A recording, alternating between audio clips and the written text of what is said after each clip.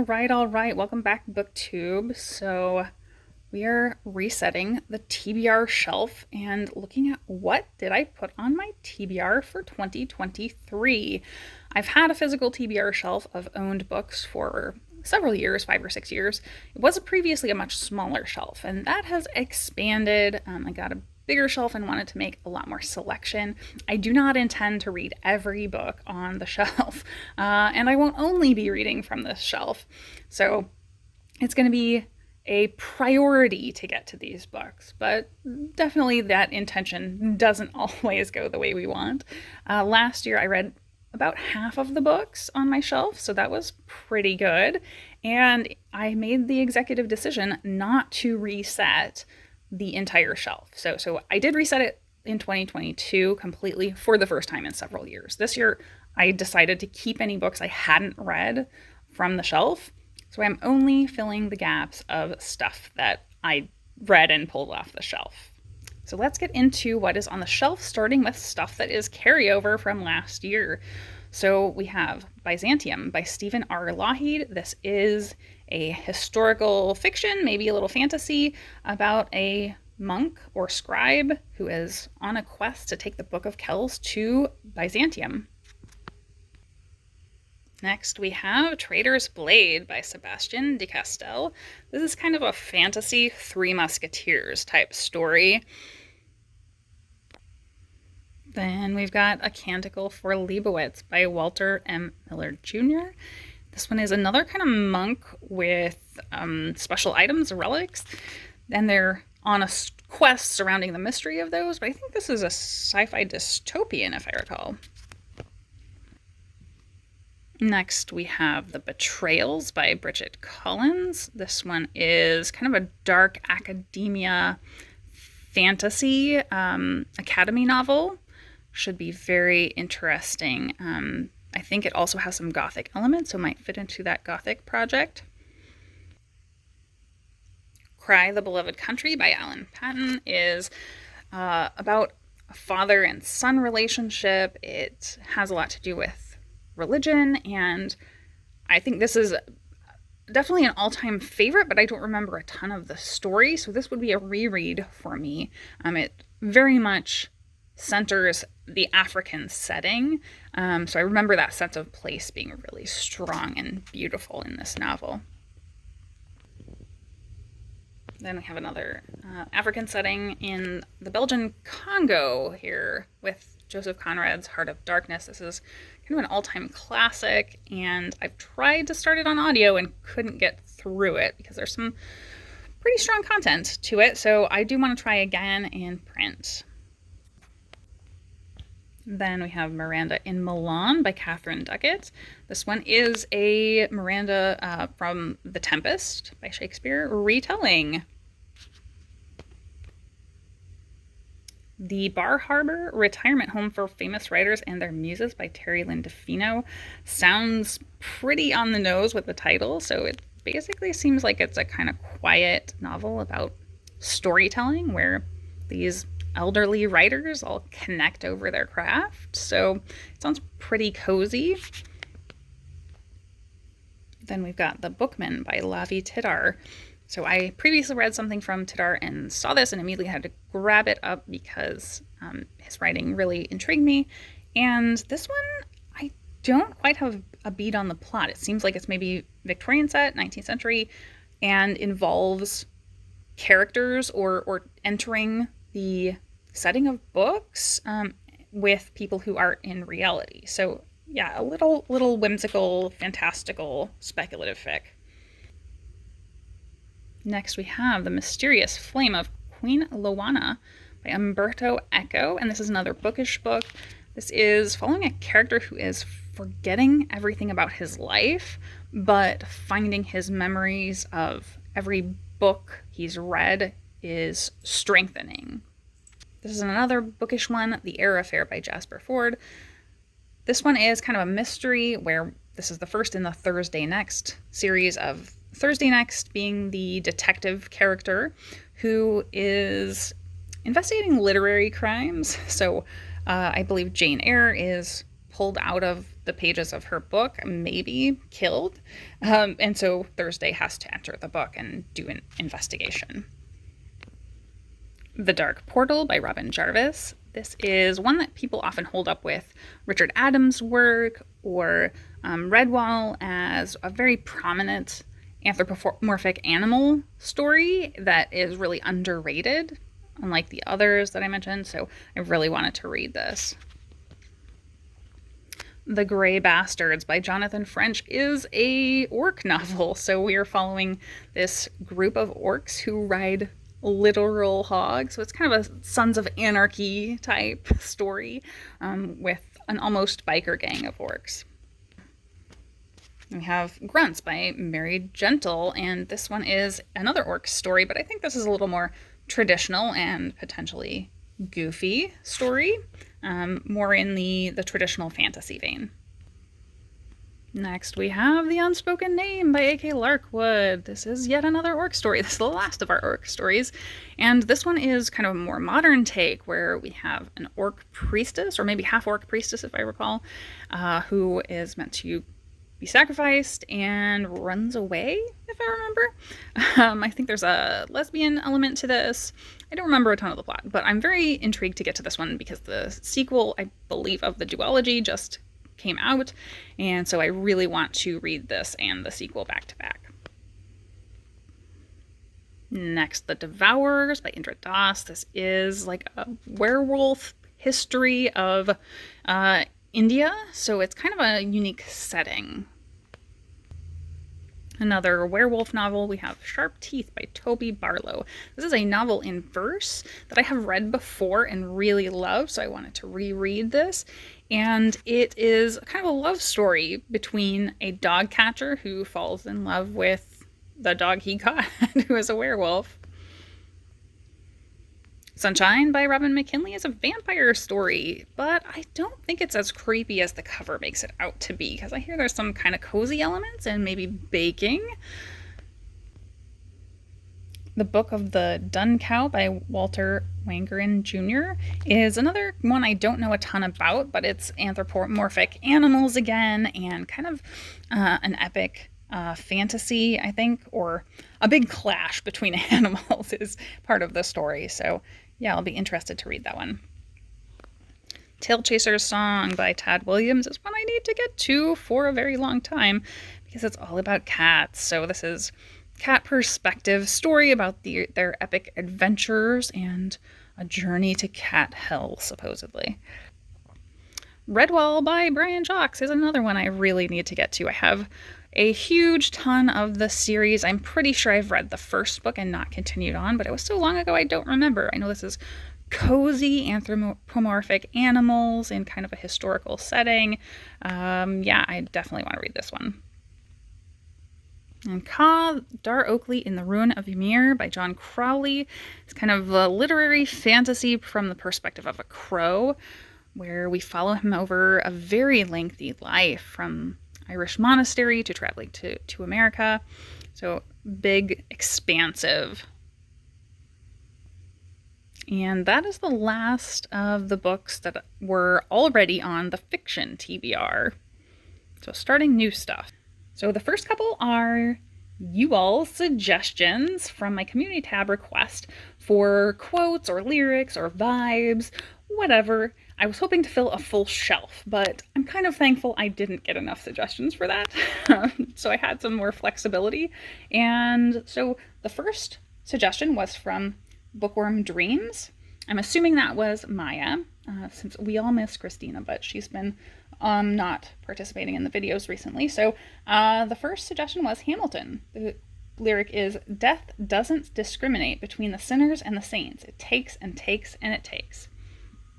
So this is Mort by Terry Pratchett from the Discworld, and this is the lovely Folio Society edition in the slipcover. It is the first of the Death novels, so very literal translation there, and I love Discworld, so I'm really looking forward to this. I've read some other Death novels, but not this one, so really excited for this one. And the next one is also a very literal translation. From Wicked, we got the lyric, "Somehow I've fallen under your spell, and somehow I'm feeling it's up that I fell."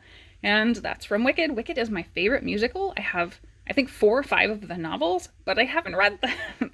I've heard the novel is actually way better than the musical, so I really need to read this. This is obviously kind of a fantasy twist retelling on the Wicked Witch from Wizard of Oz. And our third suggestion from Nikki's books, is Dragon, and I picked out The Dragon Horde by Tanith Lee, who's an author I have several books on my shelves from and I've never read. She's kind of a big name in classic fantasy, so I'm really looking forward to reading this really like traditional story, I think, of people kind of questing to a dragon.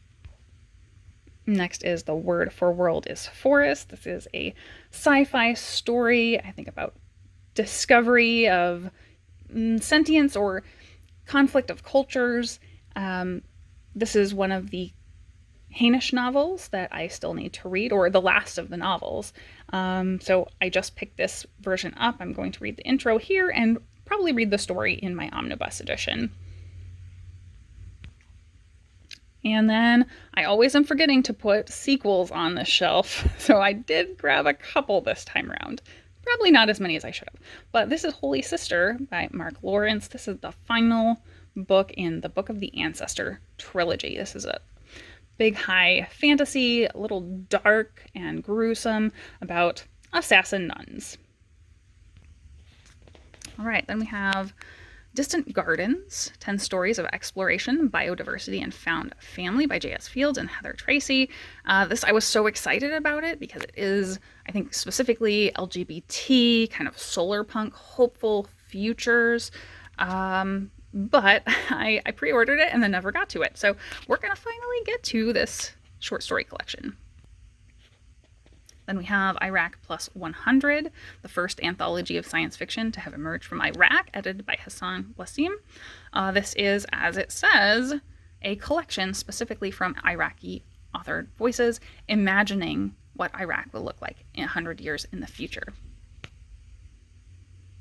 Then we've got Half an Inch of Water by Percival Everett. Percival Everett is a breakout name, I think, this past year. And I really am intrigued to try this out, even though it's not my usual thing. This is a collection of stories, but they're all Westerns, it sounds like. So I'm very curious to see what he will do with that.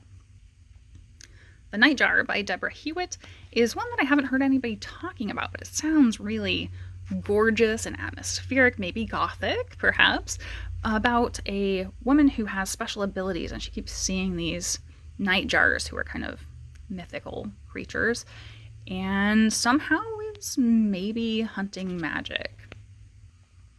Lanny by Max Porter is, I think, a modern day kind of Green Man myth retelling, and I know I've gotten a lot of buzz from BookTube on this one, so I really am curious to pick it up. Next we have another sequel. Hey, I remembered. Paladin of Souls by Lois McMaster Bujold. I have a full review on the first book, The Curse of Chalion.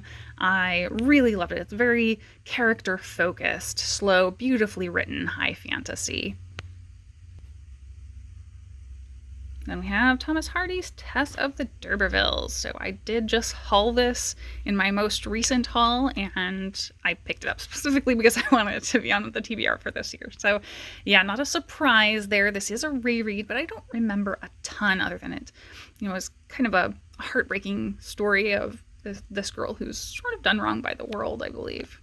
Then we have Passing by Nella Larson, and as far as I understand, this is about 2 women, one who is immersed in the Black community, and the other is a Black woman who is passing as white, and even her own husband doesn't know. So this is a perennial BookTube favorite, so I'm looking forward to it. Then we have A Confederacy of Dunces by John Kennedy Toole. This is, obviously, as it says, Pulitzer Prize winner. As far as I understand, this is kind of the misadventures of a sort of unlikable guy, Ignatius Riley. So I don't know too much about the plot other than that, and it's a big chunky novel, so we will see. All right, then we've got The House of Mirth by Edith Wharton. I had a different classic kind of picked out for the slot, and then Shelley from Shelley Swearingen really sold this, so I had to pull this one. This seems to be a story of womanhood and society in the late 1800s, and I am here for it. Then we have Catch-22 by Joseph Heller. I have somehow not been spoiled for whatever this is. I think this is a comedy of bureaucracy and military. So we will see what this is, and I'm looking forward to actually watching the movie because I have put that one off until I finish the book. We have Participation by Anna Moshevakis. I got this from my Coffee House Press subscription, and I guess we will also say Bilbao, New York, Bilbao. So both of these are Coffee House Press. Participation is kind of a weird sci-fi, very incomprehensible. And Bilbao, New York, Bilbao is, I believe, a autofiction about taking a plane trip from Bilbao to New York and back and thinking through generations of family. And then we're kind of moving into nonfiction. I know this particular book is kind of blurring the lines, where many people say these are like fictionalized adaptations of stories from his life versus real accounts, but this is All Creatures Great and Small by James Herriot, one I've wanted to read for a very long time. It's kind of stories of a small town veterinarian. Moving to the nonfiction shelf, these are books that were previously on my TBR. Starting there is The Sixth Extinction by Elizabeth Kolbert. This is a climate change novel about how we're in a current sixth extinction. Why I Am Not a Christian by Bertrand Russell. This is a collection of essays from a famed mathematician, logician, and atheist. The Idolatry of God by Peter Rollins. Peter Rollins is a modern-day philosopher who I really enjoy, and as I understand, this book is very much focusing on his idea of encouraging doubt within the church. Then I have two that I don't really know anything about beyond the title. Idiot America by Charles R. Pierce and Susan Jacoby, The Age of American Unreason. Susan Jacoby I've read several articles from and really enjoyed. The other I know nothing about. But both of these are on here for fairly obvious reasons because I'm interested in reading about the topic of the current American sentiment. The Center Cannot Hold by Ellen R. Sachs is a personal account of her experiencing schizophrenia. The Spirit Catches You and You Fall Down by Anna Fadiman is an account of a Hmong child who I believe has epilepsy, and it discusses the cultural understanding of that conflicting with modern American medicine. And we've got another duo that I really don't know anything about other than being interested in the topics. The Next Species, The Future of Evolution in the Aftermath of Man by Michael Tennyson, and Evolving Ourselves, Redesigning the Future of Humanity One Gene at a Time by Juan Enriquez and Steve Gullens. So obviously both of these are about futurism and what we are doing with our genes potentially. Then I have Letters to a Young Muslim by Omar Saif Gobash. I picked this up because Fada from the Fada Project really raved about it as kind of being an established Muslim writing to those about his hopes for a future progressive Islam. And the last of my nonfiction TBR that was existing from last year is 9 Parts of Desire, The Hidden World of Islamic Women by Geraldine Brooks, who has done journalism in Islamic parts of the world and did interviews, basically essays collected here, surrounding what their day-to-day life was like and how Islam impacts that. So first on the new stuff is A Room of One's Own by Virginia Woolf, an essay about being a woman writer and how having space to do that is so important. Then we have Utopia for Realists by Rutger Bregman, and I'm hopeful this won't just be self-helpy and will actually be, practical things we could put into effect in society to make a utopic world. As it says, I think universal basic income is probably the thing that's most interesting to me. Then we have The Gospel of Thomas by Stephen Davies. This might be a weird selection, but I just recently read biblical literalism, and it briefly talked a little bit about like the Gnostic Gospels and non-canonical works. And that made me interested to pick some up. So this is the only one that I actually own and have on my shelf, so I decided to finally get to it. Then we have The Reason I Jump by Naoki Higashida and translated by Ka Yoshida and David Mitchell. This is a, I believe, direct account about day-to-day life as a teenager with autism. Then we have Kingdom of Olives and Ash, Writers Confront the Occupation. It's a collection of essays, I believe, edited by Michael Chabon and Ayelet Waldman. So this is looking at the Israel-Palestine conflict, I believe, from those actively engaged in it. So that is the TBR. What do you think I should prioritize from these shelves? I'm so excited to see if I can outdo my reading from last year. We shall see. Thanks so much for watching BookTube.